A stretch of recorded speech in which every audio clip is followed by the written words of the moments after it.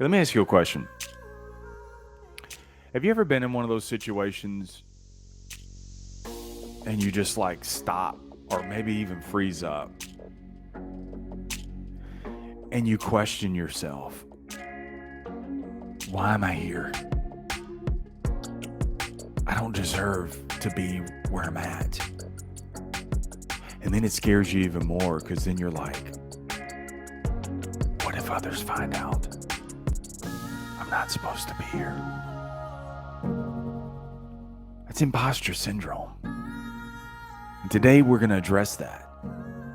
But instead of resisting it, we're going to embrace it. You're listening to The Sales Life, a top 5% podcast in the world. I'm your host, Marsh Buice. And The Sales Life is taking skills that I've learned in the sales profession, and I'll show you how you can apply those to every area of your life. Because there's no doubt that the skills that I've learned in sales, skills of communication, curiosity, creativity, continuous learning, and productive confrontation, those 5 skills saved my life. Everything that you've accomplished in life is because you sold your way there, and everything that you haven't achieved in life is because you settled. So if you want to have more, do more, be more, then say no more. On with today's episode, it comes from Think Again by Adam Grant, The Power of Knowing What You Don't Know. And it's about imposter syndrome, like I kicked off the episode. And you know what? The rich and powerful and the normal everyday yous and me's, man, we all struggle with imposter syndrome. And I don't know, man. For me, one day I can feel like a champ, and other days I feel like a chump. And it's just like, I don't know. It's like imposter syndrome is sometimes like a monoxide gas. It's odorless. I can't see it. And all of a sudden, I go from king of the world to, I don't know, king of the crap. And I sit there and I just start beating myself up like, come on, man. I mean, you want to go where? You want to do what? People want to listen to you. Why? See, it's all these kind of different things. So that imposter syndrome, man, it can debilitate you. And so in reading Adam Grant's book, and really the whole premise of the book is about challenging the way that you think and your deep held beliefs of what you think. And there's a section in there about imposter syndrome. We all deal with it. And most of the advice when it comes to imposter syndrome is that you should just resist it. Just run away from it. You're good. But Adam Grant, in Think Again, Adam Grant tells you to think again. Embrace imposter syndrome instead of resisting it. And you can actually weaponize your imposter syndrome to make you lethal.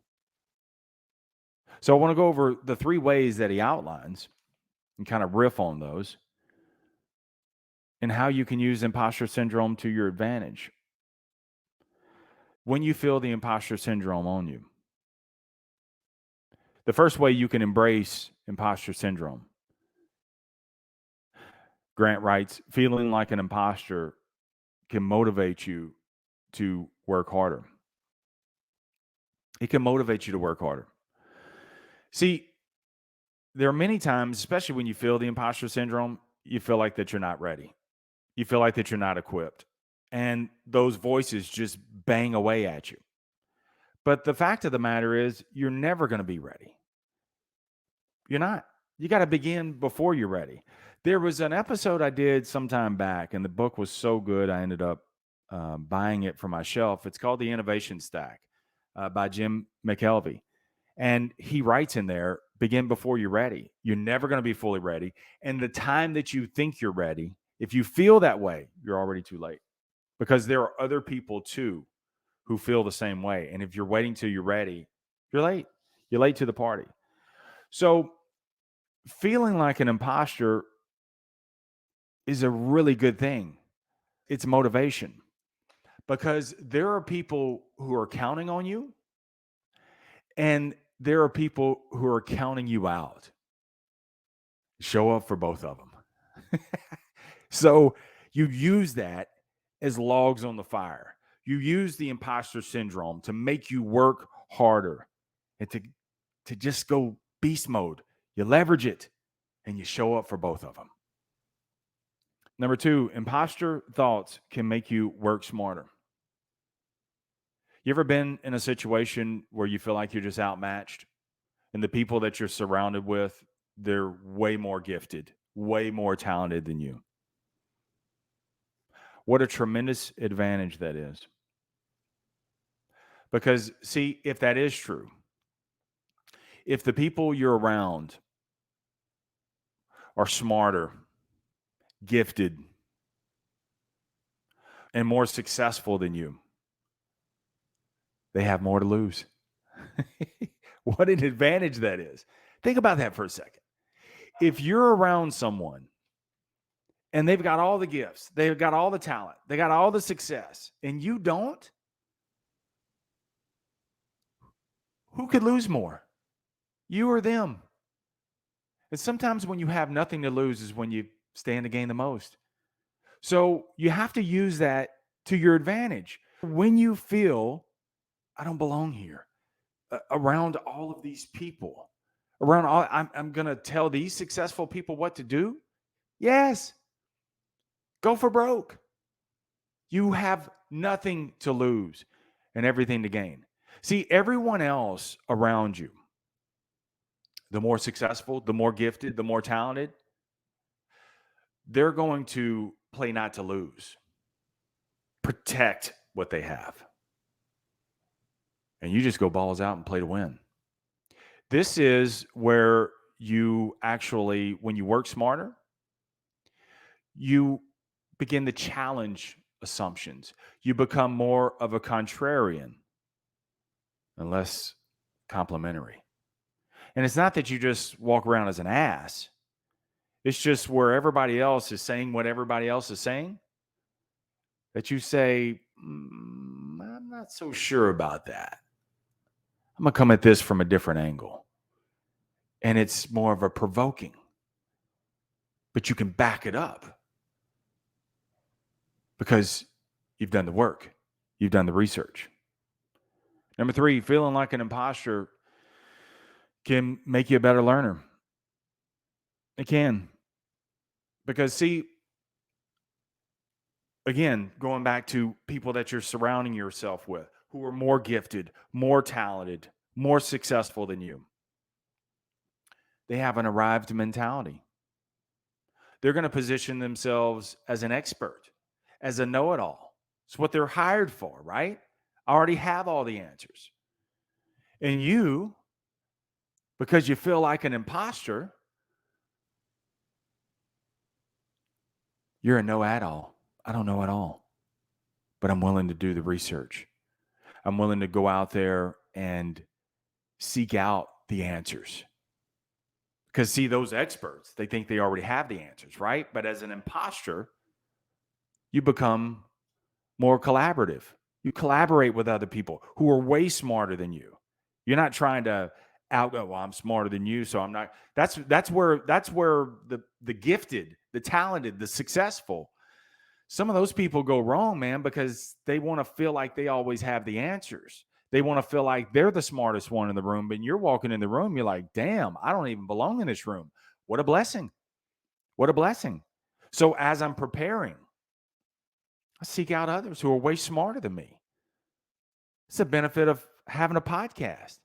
I can seek out the best of the best. I got a guy that's coming on. I'm actually going to talk to him tomorrow. I want to write a book. I don't know how to write a book. This guy's written 3. How do you write a book? What's the process? Because, again, the imposter syndrome for me is like, who the hell's going to want to read your book, right? So I'm going to ask him. I'm going to collaborate with him. He's going to give me some guidance. And there's other people, man, that I talk to all the time that help me with these things. There's other people that I talk to through their books. They don't even know me, but I have a conversation with them because I'm reading their books.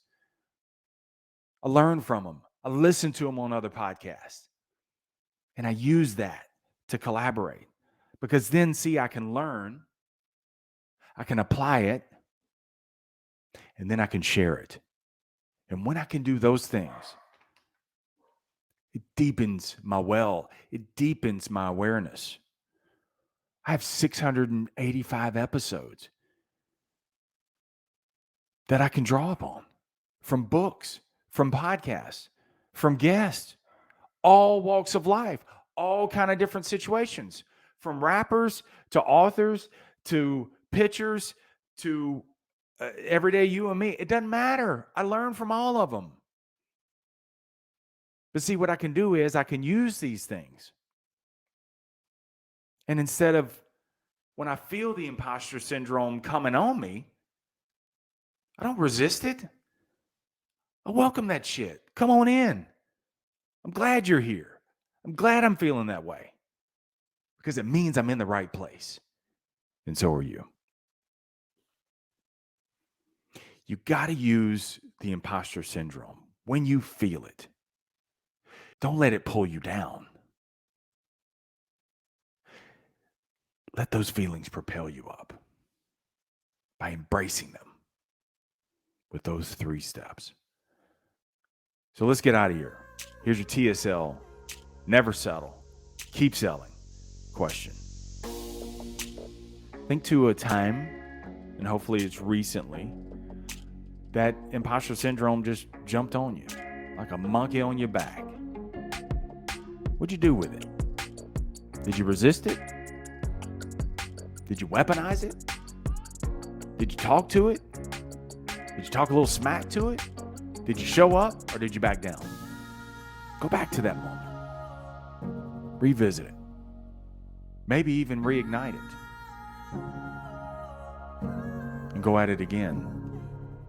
And the next time you feel imposter syndrome, and you're going to, man, that's something you're never going to get away from. You're going to feel it. I don't care how successful, how arrived you think you'll be, you're always going to feel that way. Because there's always someone that looks better than you, talks better than you, sounds better than you, speaks better than you, that knows more than you, that's richer than you. There's always that. Why even compare yourself to that? Why even worry about that? Instead, embrace it. I feel it. So, I can weaponize it. Use it to motivate me. I can work smarter. And I can become a better learner also. Go to thesaleslife.me, and there you will find everything about the sales life. In the bottom right is a mic from you to me. I'd love to hear from you. Let me know what's going on in your life and how I can help. No hair, but I'm all ears. There's also links to all the socials where I hang out, as well as blogs, videos, and of course, podcast episodes. Be sure, if you didn't listen to the last episode before this one, check it out, man. It's about quantity versus quality. Which one is more important? I urge you to check that one out also. All right, remember, the greatest sale that you will ever make is to sell you on you, because you're more than enough. Stay amazing. Stay in the sales life.